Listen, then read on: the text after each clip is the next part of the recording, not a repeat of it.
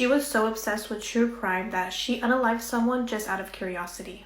Young was living in South Korea, and she was such a big true crime fan that she would devote most of her time to reading and watching true crime. She became so obsessed with it that she started researching what would be the best way to unalive someone. In order for Young to do this, she needs a victim, so that is when she responds to an ad for a tutor. Young was using an app for tutoring, and this is when she came across a female English tutor, and she told the tutor that she was a mother and she wanted her daughter to learn English.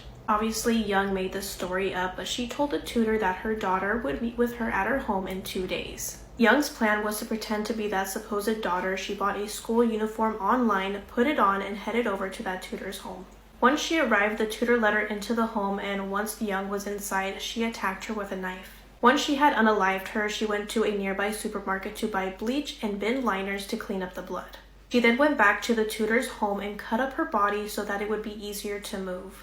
Young put the tutor's dismembered body into a suitcase and then took off her bloody clothes and put on the tutor's clothes. Young had a plan to cover up the murder by making it seem as if the tutor had just vanished, so she took her cell phone, her pocketbook, and her ID. Young then called a cab to drive her to a park area where she could dispose of the remains, but that cab driver called police because he found her very suspicious. Once police arrived to that park area, they found trash bags filled with bloody clothing and part of the victim's remains. The police then made their way back to the victim's home, and that's when they found the remaining of the victim's severed body.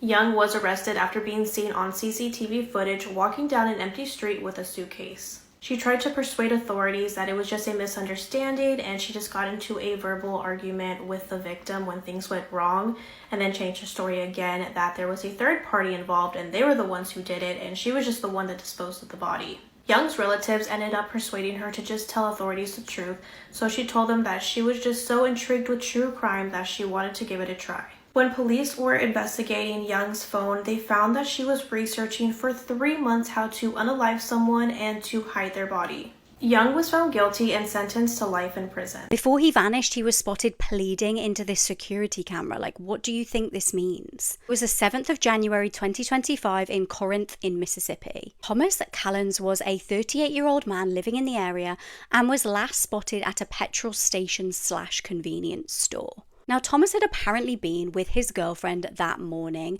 It was very, very early that he was spotted on CCTV. I believe it was like 5:30 in the morning. And the pair had had apparently some kind of disagreement, some kind of argument, which led him to leave the house. He had made plans that day to go duck hunting with his family, which sounds harsh to me, but each to their own. But he never turned up to meet his family there, so they started getting really concerned. Chillingly, in this security footage, he almost seems to be like pleading to the camera, and people also noticed that he seemed to be wearing totally inappropriate clothing for the time of year. The shop assistant actually even gave him on video footage a jacket because he was obviously cold, and also helped him by charging his phone, I believe, for roughly 10 minutes. So we know he had at least some phone battery. He then left the petrol station on foot. His car was actually left at his girlfriend's house, so he couldn't have got far. His brother then tried to contact him later that morning when he failed to show up at the duck hunting but just couldn't get through. And the brother then ended up reporting him missing 24 hours later, and nobody has heard from him since. Disturbingly, the searches for him were so difficult because it was snowing so heavily. So where could he have got to just on foot in the cold? Where the hell is he then? Because if he'd had an accident, I feel like his body would have been found. There's no way that he would have just been able to vanish into thin air. But he surely couldn't have got very far in the snow on foot, and nobody's reported that he was hitchhiking at all. Let me know your theories in the comments, and also let me know any longer cases that you want me to cover on the podcast, The Bourne Investigation. This pastor is being accused of unaliving his own wife. This case is currently ongoing, but it's been so highly suggested, so this is what we know so far. On April 28th, Pastor John Paul Miller made the shocking announcement at the end of his church service that his wife, Micah, had unalived herself. He then asked everyone to leave quietly and not discuss his wife's death. Micah's family and friends do not believe this cause of death and have taken to social media with the hashtag Justice for Micah. John Paul also wrote Micah's obituary, where he talked mostly about himself, not even Micah, who was the one that passed away. He also painted their marriage as like a perfect relationship, which is really odd considering that Micah filed for divorce and a restraining order against her husband only days before her passing. In the weeks prior to Micah's passing, she was sharing on Facebook about abusive relationships and really just hinting that something wasn't right. A friend of Micah's has come out and confirmed that Micah told her that there was abuse in the marriage, and also that church funds were being used for things not church related. And since, more friends and family of Micah have come out with similar accounts. Also been some speculation that John Paul was having an affair, a years-long affair with this woman that he's been seen in the days before and the days after Micah's death. That woman's husband also passed away in a really suspicious way, but that's just online speculation for right now. The investigation is currently ongoing, so hopefully we have answers really soon. But in the meantime, make sure to leave all your thoughts, theories, questions, and case suggestions in the comments for me. This is the site of the 2011 Zanesville, Ohio animal massacre, and if there's ever a story that needs a trigger warning, it's this one. This is Terry Thompson. He was a Vietnam War veteran and an exotic animal collector. He owned a 73-acre farm near Zanesville, Ohio, and turned it into a private zoo called the Muskingum County Animal Farm, where he kept many exotic animals throughout the property. On October 18th, 2011, shortly before 5 p.m., Terry set 50 of his animals loose into the town of Zanesville and then fatally shot himself in the head. His body would then be partially eaten by his own animals. As sunset was approaching, multiple 911 calls started pouring in about dangerous wild animals roaming around the countryside, and what followed would turn out to be a deadly massacre. 911.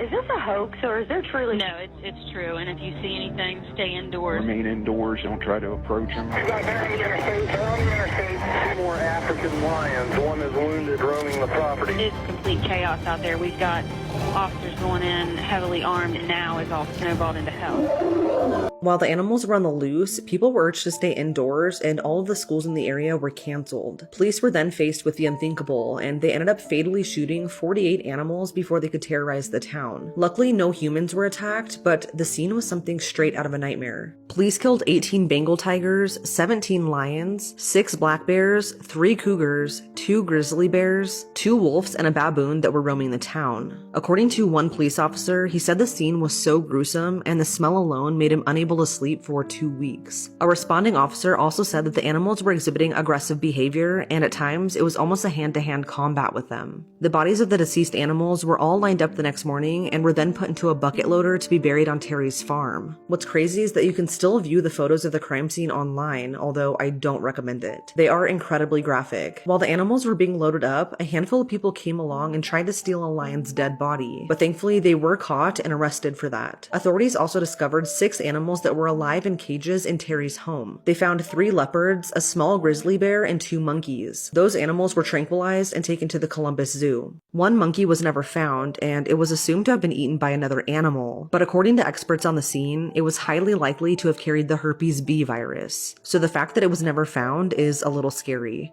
Many people think that this situation could have been prevented. Terry was reported multiple times before his death for unsafe housing for the animals, and he also didn't provide them with sufficient food and water. His animals would often escape his poorly fenced yard and cause damage to the neighbor's property. Along with that, he was also cited in the past for animal abuse and neglect, but in 2011, at least in Ohio, it wasn't illegal to own exotic animals. But following this massacre, Ohio's exotic animal laws took full effect in 2014. As for why Terry might have done this, leading up to the incident, he was in extreme debt. He had just separated from his wife, and he was also facing house arrest after a year in prison for a gun conviction. So it seems like he might have just snapped. There's a whole documentary about this called Horror at the Zoo, and it's an insane watch.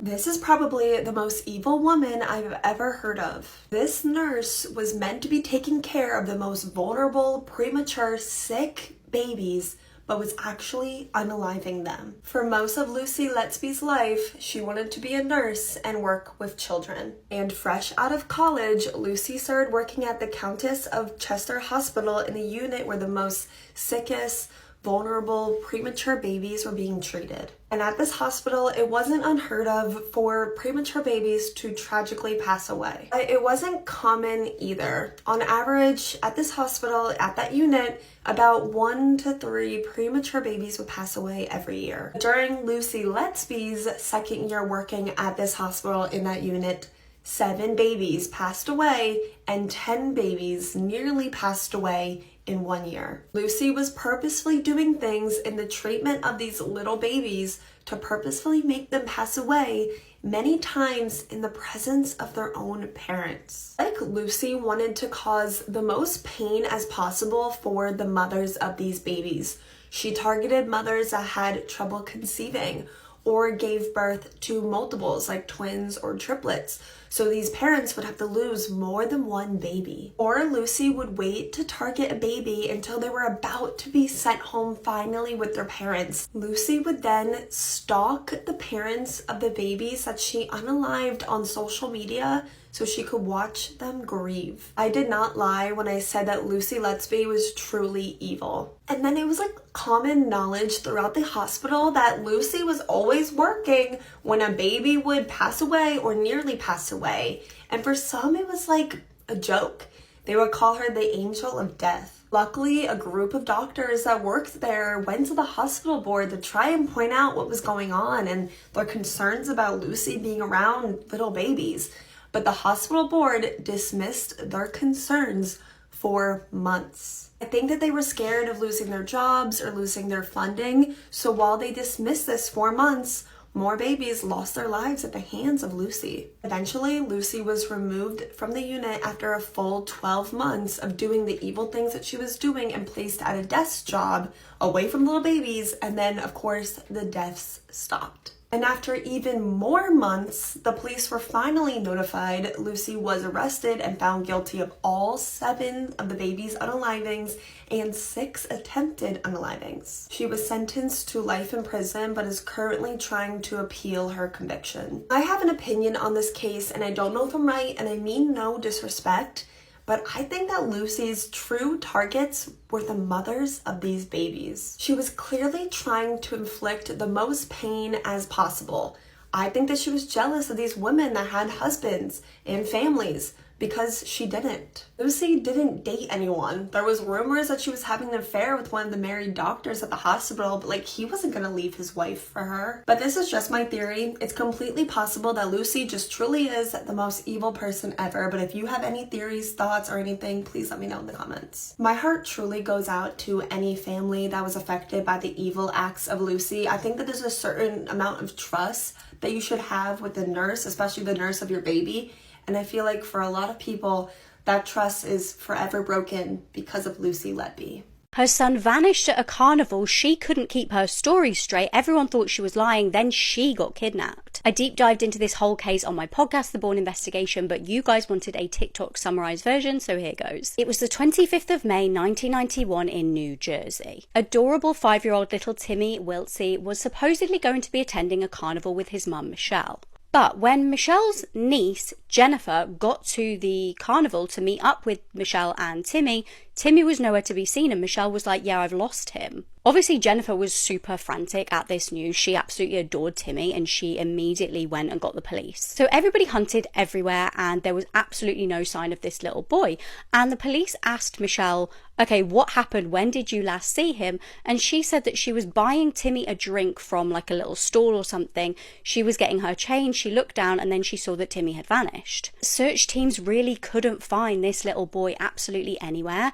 And in the public opinion, Michelle really wasn't acting like a mum who'd lost a child. Now, America's Most Wanted did a segment about Timmy. His face was plastered all over like milk cartons in the country, but still no sign. Then, around 5 months after this little child had vanished, there was some devastating news. A teacher was just walking through near to the carnival and found a child's little trainer, which was the exact same trainer that Timmy had been wearing the night he vanished. This obviously really wasn't looking good, so search teams really focused in on that area, and then months later, another little tiny shoe was found, then a tiny little skull. It was sadly matched to dental records as little Timmy, and frustratingly, the discovery of Timmy's remains actually didn't really tell us too much about his cause of death. Weirdly, Michelle continued changing her story from the story she'd originally told the police at the carnival. She changed her mind and said that like a random exotic dancer called Ellen had been watching him for a few minutes at the carnival. And unsurprisingly, police could never find this Ellen. It felt like she just made this up. She then decided to change her story again and said that a man had actually threatened her at knife point and kidnapped Timmy. But it honestly gets so much more crazy. I mean, she was really vilified in the public's opinion. People did not like her. People felt like she was lying from the get-go. She actually ended up moving house because of how people were hounding her. The media were constantly outside her house too. But then something even crazier happened. Time was going on with no justice for Timmy. Then all of a sudden, 3 years after his disappearance, Michelle got kidnapped. It was a random January day in 1994 when her car was found at her home with the ignition on, the keys were in, and her purse was in the car, but she was nowhere to be found. So what the hell had happened to Michelle? The family's minds were absolutely running wild. They were like, okay, first Timmy vanishes and then he's found murdered. Maybe the same's going to happen to Michelle. They reported her missing, but then very soon after was some baffling news. Michelle called the police from a random payphone in Detroit to basically say that some people posed as FBI agents had kidnapped her at gunpoint, driven her to Detroit, told her that it was a lesson for talking about Timmy, and then just left her there. But investigators smell a rat. This really just didn't sound like a believable story at all. They also traced the payphone call to an actual bus station in Detroit, and they then found that Michelle had actually bought herself a bus ticket to Detroit. So no kidnappers got her on the bus to Detroit. Maybe the craziest detail about this fake kidnapping plot is the fact that Michelle had actually had cards printed, like business cards, FBI business cards. She'd had them printed herself and given herself one from the kidnappers, and police were able to trace this back to literally having been printed at a local print shop near to Michelle's house. So she eventually was backed into a corner and had to admit that she made this whole thing up, and she was obviously in massive trouble with police for this fake kidnapping hoax. But her crazy behaviour continued, and after she served some time on house arrest, she ended up stealing a laptop from her company that she was working at, and again getting in trouble with police. But 20 years after Timmy's murder, she was finally charged with the crime. Now, one of the biggest pieces of evidence in this case was a blanket that was found with Timmy's remains. This was a very distinctive blue and white checked blanket that had come from Timmy's home. So the thinking was, if Timmy really did get snatched at that carnival, why would he have a blanket from his home found with his remains? Michelle firstly ended up being found guilty of this crime and given 30 years in prison, and people were like, oh my god, finally justice is served. But her conviction was eventually vacated by the Supreme Court. They said there just wasn't enough evidence to prove that she actually murdered Timmy. There was evidence to prove that she had something to do with it or she knew about it, but not enough evidence to say she actually killed him. So she walked free. Imagine waking up from a coma and realising that your family think you're dead and they've already had your funeral. I'm True Crime Caitlin, and this is the case of Whitney Sirac and Laura Van Ryn. 18-year-old Whitney was a first-year student at Taylor University in Indiana. She was described as a model student who was always eager to learn. She was popular, funny, outgoing, athletic. She was kind, she could make anyone feel special, and all round she was just a very lovely girl. On the 26th of April 2006, Whitney put her name down along with several other students to go off campus to a nearby banquet hall to help set it up because the university were throwing a special dinner welcoming the new president of the university. Once on the university van, which was the transport that they were using to get to the dining hall, Whitney began chatting with the students surrounding her, eventually chatting on to 22-year-old Laura Van Ryn. Laura was the youngest of 4 children, originally from Caledonia, Michigan.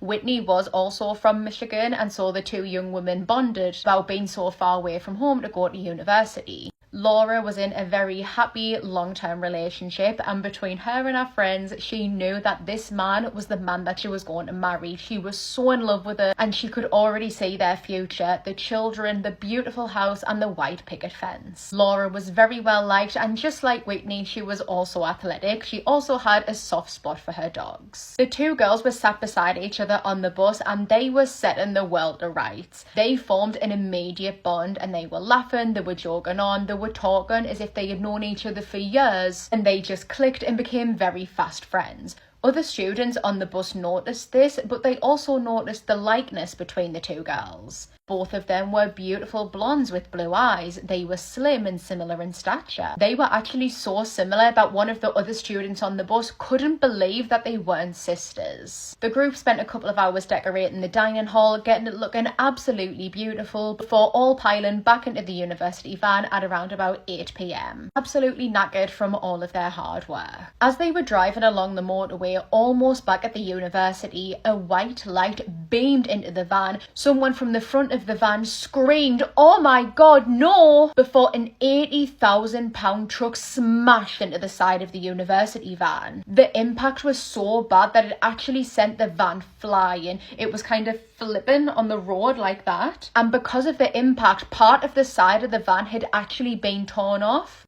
As the van is flipping down the road like that, it is throwing some of the passengers out of the van onto the motorway. 5 of the 9 passengers were killed instantly. This included 4 students and 1 member of staff. When the police arrived, they discovered the body of one of the deceased victims. She was a young woman with blonde hair, and found nearby her body was an identification card with the name Whitney Sirac.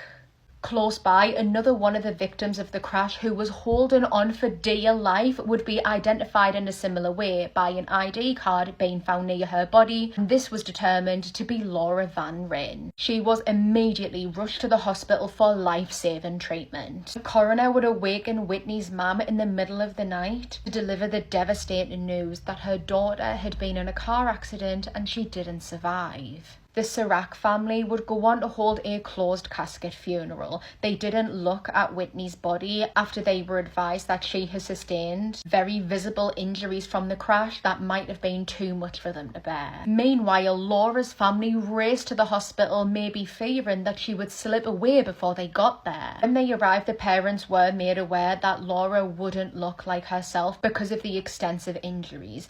When they saw her, she was wrapped head to toe in bandages. She had a neck brace on, and she was covered in blankets. She had sustained numerous broken bones. The left-hand side of her body had been crushed. Her brain was swelled after it had slammed all over the inside of her skull when she was flung out of the van. She was swelled all over in general, and she had tubes coming out of her, along with being in a coma. She was in an incredibly delicate state, and she was clinging on for life. 20 days after the crash, Laura slowly began to wake up. It was a miracle. However, it would be her boyfriend and her sister that started noticing that things didn't look right. Her boyfriend noticed that her eyes were a different shade of blue, and that her teeth were also a different shape. When she started being able to use her voice being a whisper and only really being able to say 1 or 2 words, she would call family members and friends and even her boyfriend by the wrong name. The nurses surrounding them did tell the family that this was very normal, very typical for someone who had been through such a traumatic event. However, while in a therapy session on the 29th of May 2006, the therapist asked Laura if she could write down her name, and when she did, she wrote Whitney. The young woman who had been in a coma for just over 5 weeks, the young woman who had sustained all of those injuries, and the young woman who the Van Ryn family had not left for the past 5 weeks, not even for a second, wasn't their daughter. It was Whitney Sirac. She would be officially identified by her dental records. Only weeks after being delivered the devastating news that their daughter was dead, the Sirac family once again received a phone call, once again in the middle of the night, telling them that their daughter was in fact alive, which meant that unfortunately the Van Ryn family then had to receive the horrible news that their daughter was dead, and she had been for weeks. Whitney would go on to make an amazing recovery. She continued her studies, even studying in Ireland for a little bit. She actually watched the videotape from her funeral, hearing what everyone had to say about her, and she laughed that at her funeral her sister said she didn't go in the shower enough. From more recent reporting, it is reported that Whitney is happily married and she is a mother of 3 living in North Carolina. The truck driver Robert Spencer, who had fallen asleep behind the wheel and crashed into the university van, killing 5 people instantly, pled guilty to criminal negligence and received a sentence of 4 years imprisonment. You ever hear a case you just can't get out your mind, like something just doesn't add up? For me, it's the murder of Gabby Petito. In 2021, she was doing the whole hashtag van life thing with her fiance Brian Laundrie. They posted their travels to Instagram and YouTube, but behind those perfect shots, things were bad. On August 12th, they got pulled over by cops in Utah when someone saw Gabby and Brian having a fight. Body cam footage from the cops showed that Gabby was crying a lot as she was telling them about the fight. But it was only when officers saw bruises on her arm that she admitted Brian had grabbed her. Brian blamed the argument on Gabby trying to take his keys, and then the cops let them go. 1 month later, Gabby was reported as missing by her family. By then, Brian had gone back to his parents' home alone. No one has heard from his fiance in weeks, and yet he didn't help out looking for her. This is where things get even more weird. Brian's parents were acting so off. They barely helped when looking for Gabby, but when it was Brian, they suddenly knew exactly where to look. On the day they joined the search, they went straight to Miakachi Creek Environmental Park, and what do you know? There was his body, but not all of it. They only found partial remains, and they were decomposed, like to the bone, even though Brian had been missing for a few days. The only way they were able to ID him was by dental records provided by his mom, who just happened to be a dentist. In Brian's bag was a handwritten confession to Gabby's murder and a very bizarre letter from his mom that said, "I'll help you bury a body." That's weird. All of this makes me think, is Brian even dead, or do his parents know more than they're saying? She survived an attempted murder and been thrown into an underground pit which was filled with dead bodies, only to help her captor abduct and murder other innocent people. I'm True Crime Caitlin, and this is serial killer Jia Wengu. Today's case takes place in Nehe, a small city in China. It's one of those cities where you blink and you miss it. It is tiny and nothing ever really happens there. However, in 1990, something would begin that still haunts the city to this very day. In the summer of that year, many women began disappearing from Nehe at an alarming rate. The disappearances made the news, and the other women began feeling fearful in case they were next. They were reluctant to go out alone, so more often than not, they would travel in groups and at the very least in pairs. While the everyday residents of Nehe were quite concerned with these disappearances, the police weren't as such. That is because most, if not all, of the women that disappeared were known sex workers, and their last known location was the local train station. So to police, it wasn't too outlandish to think that maybe these women had just jumped onto a train and decided to leave the city, that nothing criminal or nefarious could have happened to them. But they didn't know either way because they didn't investigate. In November 1990, 26-year-old nursery teacher Zhu Lisha had gotten into yet another explosive, fiery argument with her husband. The couple were in a very toxic, abusive and violent relationship, and Zhu had had enough. She was finally going to leave him. She went into her bedroom and filled up a bag with some of her belongings before storming out of the door. This being a very spontaneous and abrupt ending to their relationship, Zhu didn't really have a plan. She didn't know where she was going or what she was going to do. She made her way over to the train station, where she sat on a bench on a platform watching the trains come and go while crying her eyes out. Suddenly, she would notice a man on the other side of the platform walking towards her. This man was Jia Wengu. Zhu wasn't ignorant or blind to all of the disappearances that had been going on, so initially when Jia approached her, she was very evasive in speaking or even looking at him. However, once he got close enough to her, he extended out his arm and offered her a tissue for the tears that were still brimming in her eyes. Gia was considered handsome, he was very well dressed, and so far he was being very respectful, even kind towards Zhu. He had this very friendly, compassionate, sweet aura about him, and so this made Zhu begin to relax a little bit. He asked her if he could sit beside her, and she nodded. When he sat down, he turned to Zhu and asked if she was okay, and that is when the floodgates opened. Zhu hysterically poured her heart out to this stranger and offloaded everything onto him, detailing the years that she endured of her abusive marriage, how miserable she was, and how she had no plan. She didn't know where she was going to go or what she was going to do, and she just let everything out. When she started to compose herself, Gia offered to help Zhu.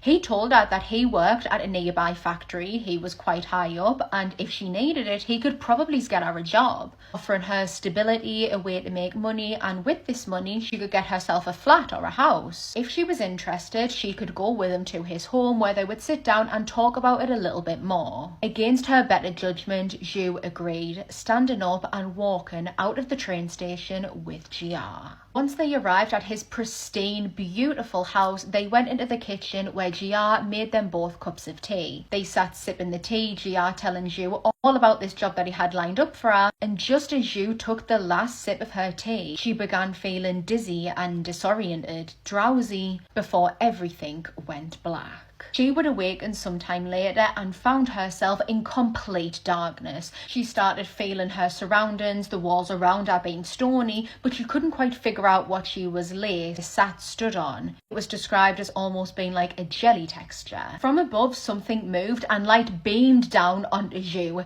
This is when she realised that she had been lay on top of decaying dead bodies. From above, Gia was shocked that Zhu was still alive. He had poisoned her cup of tea and thought that this was going to kill her. When he heard her calling out, he couldn't believe it. He peered down into the underground pit, and when Zhu saw him, she started pleading for her life. That is when he got an idea. Gia shouted down to Zhu and said he would spare her life, but only under one condition. If he saved her, would she agree to do anything and everything that he says, no questions asked and no refusals? And to this, Zhu said yes. A couple of days later, a lone Zhu would arrive back at the train station. She noticed a businessman sat on a bench on the platform and approached him. We don't know what she said to him, but she was somehow able to convince him to stop what he was doing, forget about his plans for the rest of the day, and just go with her. It is presumed that she offered him something sexual. The man walked with Zhu to Gia's house, and almost immediately upon him entering,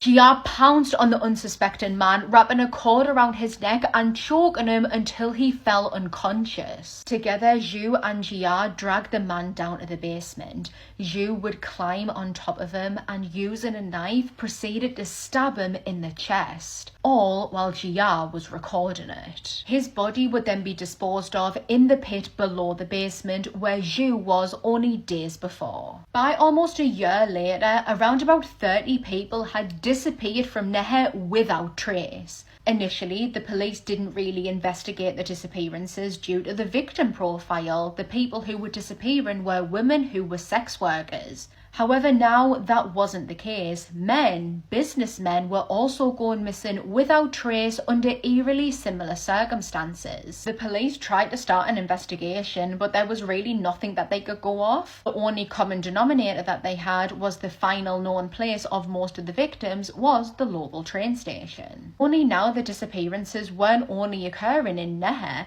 people were also disappearing from nearby towns and cities, the surrounding area, all of which shared the same train line. On the 22nd of October 1991, police outside of Neher were patrolling inside of a train station when one of the officers happened to catch eyes on Gia. After this very brief eye contact, Gia did something incredibly suspicious. He scooped up his bag and began to briskly walk out of the train station, closely followed by two women. This immediately stood out to the police because what was he hiding? Why did he feel the need to get out the train station as soon as possible after only making brief eye contact with a police officer? The officers pursued the trio and were able to catch up to them, and after searching their bags, realised that they had been carrying illegal drugs. All 3 of them were arrested and taken to the police station for questioning. GR mostly stayed silent, giving the officers nothing. However, it would be Zhu who broke. After being shown some compassion and an act of kindness, one of the interrogators offering her a blanket and reassuring her that she was safe and that she could tell them what was going on, she told the officers that they needed to see what was in GR's house. When Neher police arrived there, immediately upon entering the house, they were hit with the strong, thick, distinct smell of death and decomposition. In fact, the smell was that bad that the officers had to actually retreat out of the house to get gas masks to go back in. They eventually made their way to the basement where they found the pit, filled with human corpses. Lay in the pit were 42 bodies, 24 women and 18 men. They also discovered the video recorder which showed that Zhu had participated in the murders. And horrifyingly, that she wasn't his only accomplice. GR actually had 3 accomplices who would help him lure people to his home so that he could kill them. One of them was Zhu and one of them was his ex-wife. We still have no idea why these women agreed to help GR, especially when they were going out to lure victims by themselves. They could have just as easily went to the police station or found someone to help them, but for some reason they helped GR, luring innocent people to his home to be murdered and discarded in an underground pit. GR Wenger, Zhu Lisha and the 2 other accomplices were all sentenced to death for their crimes. They were executed in January 1992. This is the story of Joshua Phillips. November 3rd, 1998, 14-year-old Joshua was home alone when his 8-year-old neighbor came over and asked him if he can come outside and play baseball. Josh agreed, even though his parents didn't want him outside, nor did they allow company when they weren't home. While they were playing baseball, Joshua hit Maddie in the eye,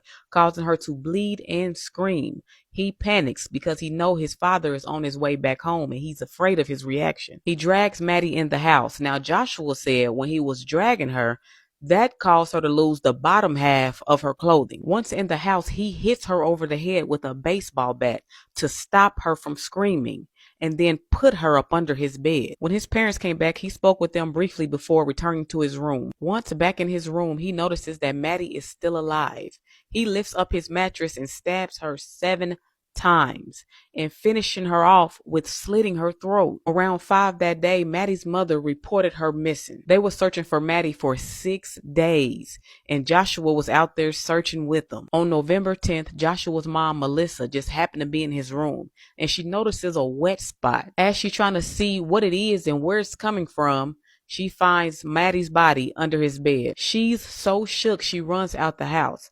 She's in the car calling the police while driving to her son's school. They arrested Joshua while he was in class. When he was getting interrogated, he came clean immediately. He said it was like he was in a fantasy world, like nothing ever happened. But the prosecutors disputed some of Joshua's story. They think that the murder could be sexually motivated, being that Josh did talk sexual matters with Maddie and her older sister Jessie. But the autopsy showed no sign of SA. They were also suspicious because there was no dirt on Maddie's clothes. There were also no blood in the line nor on the ball that supposedly hit her in her eye. Joshua was tried as an adult. His trial started July 6, 1999. It only lasted 2 days because of no witnesses.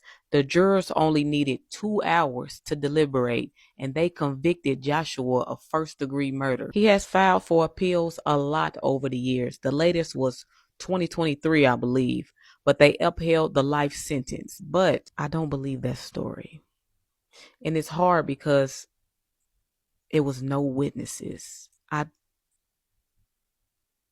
What y'all think? Just like, by the way, if you don't want to be in a relationship with someone, you could just break up. Breaking up is an option that you have. You don't have to like end someone's life over it. Just like, reminder, this guy saw Chris Watts and said, copy paste, I'm going to do the same thing. Jasmine Lovett was 23 years old when she gave birth to a beautiful baby girl in 2017. Jasmine was over the moon, absolutely enamored by this little bundle of joy that she named Aaliyah Sanderson. Jasmine had such a naturally motherly presence. She was warm, gentle, very comforting. She was caring, kind, compassionate, but also really funny. And everything I read about her, she does really seem like one of those people who's just good at their core. In their core, they're just meant to be good people, and they're just good people and nice people to everyone around them. Unfortunately, though, in 2017, even in the middle of all the excitement, she nor the baby's father could ignore the issues they had in their relationship, and they ended up splitting up. But once Jasmine felt like she was in a good enough position to start dating again at 25 years old, she turned to social media. She thought she would give it a chance and see if anyone caught her eye. And someone did. 34-year-old Robert Leeming. The two met in September of 2018 through a dating app. Robert was born in the UK, but he moved to Canada because he was previously married and had a son from that marriage. They got a divorce. Robert signed up for dating apps and met Jasmine. And their relationship progressed quickly. By October of 2018, they were dating, and Jasmine and her baby girl Leah moved into Robert's home with him. At first, the relationship seemed to be a really good thing for Jasmine. She was very happy. Robert was more than happy to help out in the daily routines, such as taking care of Aaliyah, feeding her, putting her to bed, taking her to daycare, all of the above. He was acting like a good guy. However, as time progressed, Jasmine confided in her sister Genevieve, who she was really close to, that their relationship actually wasn't really working out, even mentioning to her that the two of them decided to end the relationship and just stay friends. But she told her that even though the relationship was over, they both agreed to continue living together as roommates. However, not long after, she told them that the two of them eventually made up. She told them they worked out their issues, got back together, and she also told her that she was pregnant with his baby. We don't know many details about the pregnancy, but we do know that a decision was made to terminate it. Was that something that Jasmine wanted, or did Robert influence that decision? We don't really know. That aside, the last thing that Jasmine told her sister about her relationship was that they made up, they were dating again, and they were working on it. But rightfully so, as her sister Genevieve was worried about her. She wanted to make sure that she was okay, and she was wary about Robert, so she made plans with Jasmine to meet up for dinner one night and to talk about this further. Their dinner date was planned for April 19th of 2019. That day was a Friday, and Jasmine failed to show up for the dinner, which was completely unlike her. And it worried Genevieve so much that she decided to drive over to her and Robert's house to see what was going on. But Jasmine wasn't there either. She wasn't at the house, she wasn't responding to any phone calls, and all of the text messages were going unanswered. Not knowing what else to do, Genevieve left and hoped that Jasmine was just busy doing something. She completely forgot about the dinner, and she would eventually return her calls. But 2 days later, she still hadn't, and this time their mom Kim decided to go over to the house and knock on the door to try and get in contact with Jasmine. She had no luck, so she ended up leaving a note taped on the door basically saying, "Where are you? Please call us." But by the 23rd, 4 days had passed without any sign of Jasmine. She missed another dinner with her mom and sister, and that's when they decided to go to the police station and report Jasmine and her now 22-month-old baby missing. Genevieve confided in the officers with the information that she had about Jasmine and Robert's relationship. She told them about the breakup, told them about the makeup, and she also told them about the pregnancy. Luckily, officers decided to act fast, and they started putting together a timeline and attempting to retrace Jasmine's steps to see when exactly was the last time that anyone had heard from her. They figured out that in the days leading up to Jasmine and Aaliyah's disappearance on Tuesday, April 16th of 2019, Robert dropped off and picked up Aaliyah from daycare. Jasmine had to call the daycare and let them know that Robert was authorized to pick her up, so we know that the daycare heard from her then. But besides that, there wasn't really much to go on, so because they lived together, it was kind of fair to assume that Robert would have been the last person to see both of them. And it made sense for the officers' next steps to be to go and question him. And that's exactly what they did. They went over to Robert's place to go speak to him. They got there and immediately noticed the front door window had been covered with something that looked like plastic, something that made it impossible for them to see inside. They knocked, they walked around, they knocked some more, they waited and waited and waited for hours to the point that they almost just assumed that no one was home, but then a light turned on. And Robert came to the door. He opened the door and let the officers come inside.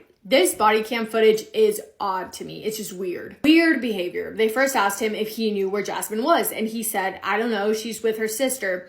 Starting the conversation off right off the bat with a lie. Lie number one. The officers basically said, it's actually interesting that you say that, because that doesn't really make sense, because the reason why we're here is because her sister just reported her a missing person. Robert says, "Yeah, you know what? That makes sense." Officers say, "What do you mean that makes sense?" And he says, "That makes sense because I also haven't heard from her." But he continued. When they asked him about his relationship with Jasmine, Robert told them that they were no longer together. He actually described Jasmine to be more his roommate than his girlfriend. And he mentioned that he had started to see other people. He said the breakup was mutual and they both had agreed to continue living together, but according to him, it was fine with Jasmine for him to see other people, and that's what he did. He pretty much went out and got a whole nother girlfriend. But his story was that on April 17th, so 4 days before Jasmine and Aaliyah were reported missing, he took them both on a picnic to Bragg Creek, which was around 30 minutes away from where they lived. perfect. After that, the three of them returned home, and Robert had a date planned with his new girlfriend, so he left for that, and by the time that he returned home, he said that they were gone, and he had no idea where they went. According to him, he thought that it really wasn't a big deal, and pretty much just carried on. But that's the thing about him that stood out to investigators. His whole calm demeanor didn't sit right with them. He did not show any concern or urgency at all for someone who is or was his girlfriend, and for the baby that he had been caring for, allegedly stepping up and acting as a father figure. Instead, he seemed way more focused on defending himself rather than helping the investigators locate them. Aside from the weirdness and the inconsistent stories about whether Robert and Jasmine were dating or not, there was a massive red flag in his story. For one, his story of the picnic could not be verified, and two, Jasmine had completely stopped using her phone and her bank accounts after April 18th. She was never heard from or seen after that day. The dinner that she missed with her sister and her mom was for the 19th, but as we know, she never made it. The first conversation between officers and Robert pretty much laid down the groundwork for deeper suspicion, and ultimately, it was the beginning of the unraveling of Robert's carefully constructed lies. A few days later, Robert was arrested in suspicion of the disappearance of Jasmine and Aaliyah. His car and his phone were taken in as evidence, and a search warrant was conducted on his house. However, in order to keep him in custody, police needed solid proof tying him to their disappearance, and they didn't have that, so they let him go. Although on his phone, they did notice that he had been around a wooded, secluded area, which was strange, and in the search of his apartment, there were a lot of things that looked suspicious and pointed to what looked to be an attempted cleanup. There was also raw pieces of bacon everywhere, which was really strange. And in the garage, they found a lot of Jasmine and Aaliyah's belongings that were disposed of, including Jasmine's passport that had been shredded. And also, while we're on the topic, why does this guy have 5 massive dumpsters in his garage? Like, that in itself is so concerning to me, because why do you need 5 dumpsters? 1, 2, 3, 4, 5. By the end of April, there was something about Robert Leeming that was still not sitting right with the investigators. He was too calm, too composed, and almost too rehearsed. Behind closed doors, detectives were not only convinced that he was a witness, they were convinced that he was the person solely responsible. That's when the police decided to put a plan into motion, Mr. Big Sting. A Mr. Big Sting is a controversial but legal undercover technique used in Canada to try and get confessions out of people. In this case, undercover officers posed as members of a criminal organization, and they slowly started trying to work on building a relationship with Robert. They painted this picture for him of a group that they were part of, but one that was more like a brotherhood. In said group, they started telling Robert that they were able to handle things outside of the law. They said that they had people who could clean up messes, problems, or situations. No questions asked. The only thing you had to do for them to help you was be honest with them. Over the course of the next few days, Robert slowly but surely began to open up. He started slowly trusting these undercover cops because they were opening up to him, telling him their secrets when in reality they were all lies, but in return, Robert did the same. He bragged about things, dropping hints, and eventually he fell straight into their trap. Believing that these undercover officers could not only help him cover it up, but also protect him, he confessed to ending the life of Jasmine. He told them that she had become a problem, and in chilling detail, he explained how he did it. He said he did it in the house while Aaliyah was there, only to later turn to Aaliyah and end her life too. He told them that he started dating Jasmine and almost immediately started cheating on her. He said that she wanted more, but he didn't, and he just couldn't deal with her anymore. Afterwards, he Googled secluded areas near him, which is when he decided on Bragg Creek. The following day, he drove the bodies to Bragg Creek and poured gasoline all over them and covered them in mulch. And to get rid of their belongings, he made a makeshift fire pit. To prep for his cover-up, he picked mulch to hide the bodies, thinking that the smell of it would throw off cadaver dogs where he disposed the bodies. And the reason why there was raw pieces of bacon all over his house is again because he was trying to throw off the scent of the cadaver dogs. The day that sealed everything is the day that Robert agreed to take his new criminal buddies to the exact place where he had disposed of the bodies. Deep in the woods of Bragg Creek, he led them down a dirt trail near a creek and pointed to a shallow grave hidden beneath mulch, bushes, and branches. The very next day, with the location confirmed, police moved in to recover the bodies. The bodies, heartbreakingly so, were confirmed to be those of Jasmine and Aaliyah. The cause of death for both of them was ruled a homicide. Jasmine had blunt force trauma injuries to her head as well as a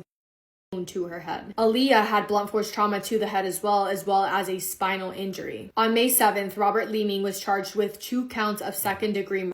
His trial began in October of 2021. He actually pled guilty to ending the life of Jasmine, but not Aaliyah. His defense team argued that on April 16th, after Robert picked up Aaliyah from school and brought her home, she fell down the stairs and hit her head.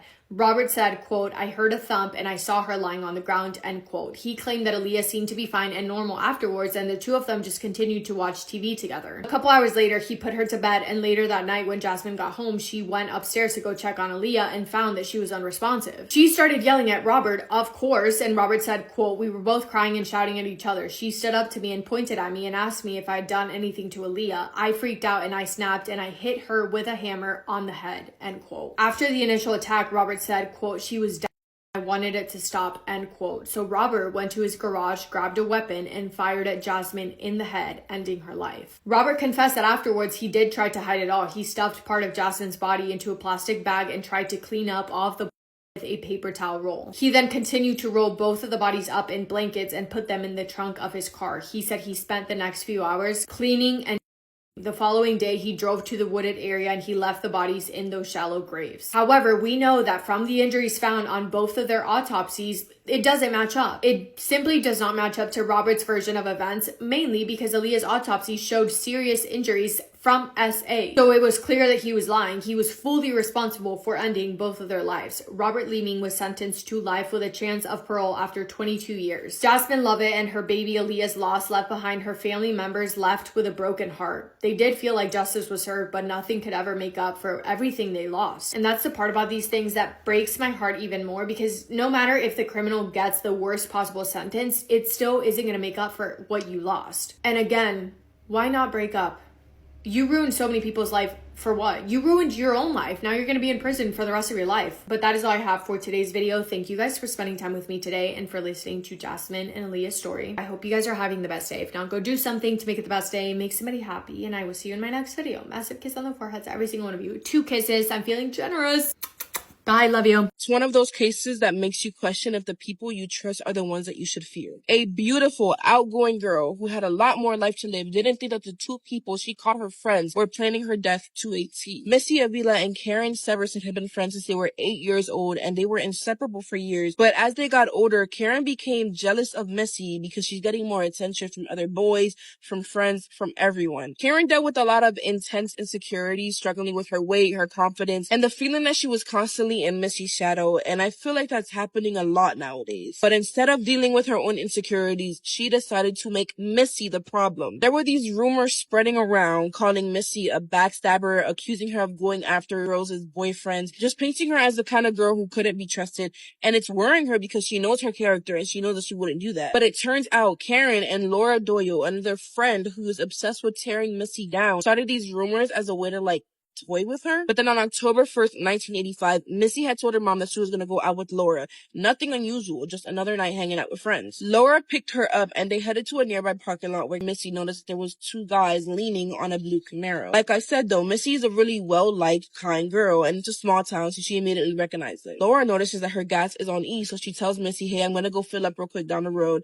Can you stay with them real quick?" And she says, "Yeah, that's fine." So she goes down, and then she comes back like 15 minutes later, and Missy's gone, and the 2 boys are gone as well. Laura starts circling the block, but she's yelling her name and nothing is coming up. She just assumes that maybe she went home because she did take a little while, so she goes home. And then 3 days later, Missy's body was found by 2 hikers in that same park, face down, and she was deceased in a creek after being drowned. Her waist-length hair was hacked off, and a 100-pound log was literally over her body. For 3 years, Missy's was a cold case. Karen moved in with Missy's mom, Irene, for the next 2 years since they were very close, and Irene literally said that Karen became like a second daughter to her within those 2 years. They shared the common grief of losing someone so close. But then in 1988, someone broke. A friend of Missy's, Eva Cherambolo, she came forward with the truth, and it turns out that there was no blue Camaro, there was no 2 boys, there was just Missy, Laura, Karen, and Eva, the girl who spoke out 3 years later. Now, let me tell you the actual story of what happened that day, because what I just told you was a painted picture. When Laura and Missy had gotten to the parking lot, she felt like something was off with the way that Laura was acting. And then boom, all of a sudden, Karen and Eva pull up in another car, and Laura and Karen are literally screaming at each other like lunatics,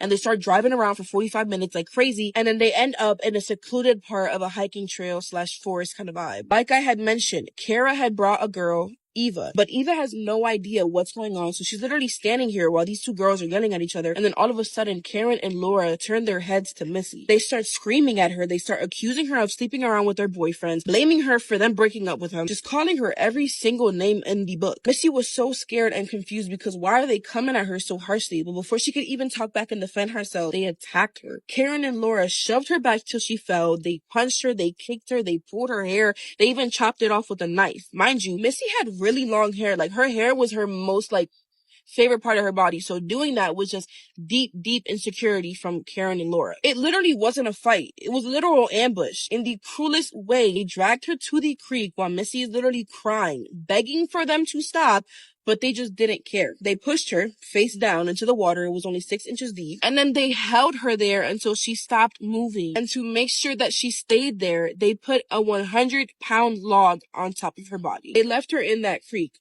like she was nothing, and then they left like it was nothing, and they just acted like it never happened. 3 days later, Missy's body was found, and when the news broke, Karen and Laura played the perfect grieving best friends. And Karen, that she went on in, that's when she moved in with Missy's mom to comfort her because they both just lost somebody so important. She's eating dinner at her table. She's sleeping in her bed as if she wasn't the one who killed her. For 3 years, they got away with it. Eventually, both girls got arrested and they were charged with second-degree murder and sentenced to only 15 years to life, with the possibility of parole, mind you. And because of that possibility, justice was not served. Karen was released in 2011 after serving only 23 years. And to make it even worse, she wrote a book about it and tried making money off of Missy's murder. But that didn't work because thankfully that created a law, and it's called Missy's Law, which prevents criminals from profiting off of their crimes in California. Laura, on the other hand, was released in 2020 after serving only 22 years. So both girls were given second chances, but Missy, where's her second chance? She trusted these girls. They were supposed to be her best friends. And in the end, they hated her so much. They were so jealous of her.